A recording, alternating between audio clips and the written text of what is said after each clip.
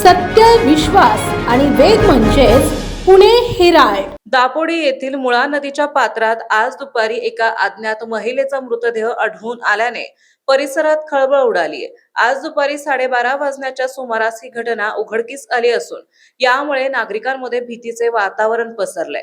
नदी पात्रात मृतदेह तरंगत असल्याची माहिती मिळताच पिंपरी चिंचवड महानगरपालिकेच्या अग्निशमन दलाच्या पथकाने तातडीने घटनास्थळी धाव घेतली. अग्निशमन दलाच्या जलपरी या विशेष रेस्क्यू वाहनासह जवानांनी अथक प्रयत्नानंतर मृतदेह नदीपात्राबाहेर काढला.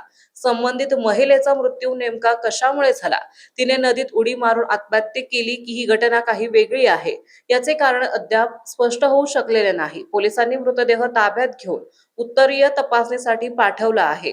महिलेची अद्याप ओळख पटलेली नसून दापोडी पोलीस परिसरातील बेपत्ता व्यक्तीच्या तक्रारीची पडताळणी करत आहे. या प्रकरणाचा पुढील तपास दापोडी पोलीस करत असून महिलेची ओळख पटल्यानंतर या प्रकरणातील गूढ उकलण्याची शक्यता आहे.